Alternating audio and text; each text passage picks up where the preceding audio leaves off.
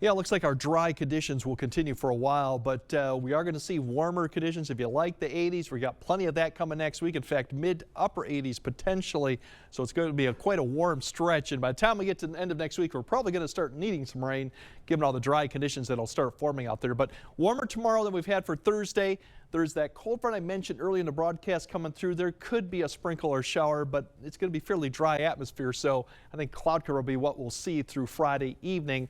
Warmer the weekend. Looks like Saturday, Sunday especially should be back in the 80s for everyone, and the low to mid 80s next week. As I mentioned, storm chance return after Wednesday. Looking at Thursday and Friday, but those don't even look washouts. It's probably towards next weekend that I think coverage will be a little bit better, but overall it's still going to be a dry stretch. As we look at temperatures tomorrow, upper 70s, low 80s, a little bit warmer as you go further west because they're going to have that wind turning around from the southwest ahead of that cold front. A little bit cooler as you go further southeast. They won't have quite the air mass, but all in all, everyone will see a jump from what they saw for the temperatures for the most part they saw on Friday.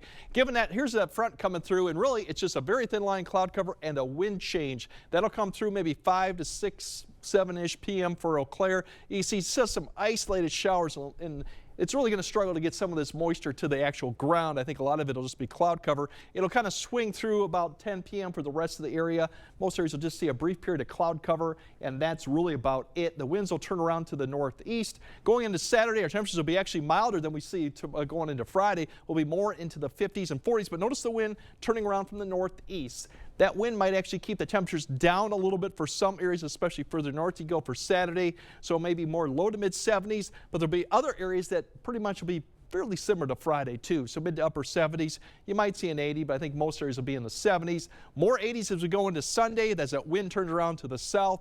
So low to mid 80s, and it gets even warmer. Look at these temperatures for Monday, but not just ours, but further to the west. 90s all the way into Dakotas. Almost a hot, dry air mass that's going to be heading overhead. So that's what we're going to feel like for the rest of the week. And it's because of that jet stream as well far to the north that we're getting all this warm air pulling well to the north too. This will be overhead and pretty much will be in place through about Wednesday until that system out to the west. You can see the dive in the jet stream right there coming through. That'll take probably till Thursday or Friday that we get that overhead, and it's going to park somewhere in the area throughout the weekend. So we're going to have an active period Thursday through the weekend, but we just don't know exact details of timing of these as much and how much precipitation. But you can see there's just going to be waves coming through Thursday, potentially one, and then another one comes through Friday. And then keep your eye on further ones through the weekend that come through, like one Saturday and one Sunday. So we'll time this out as we get closer to the event, but if you got plans for next weekend, stay tuned. You might have to deal with some precipitation.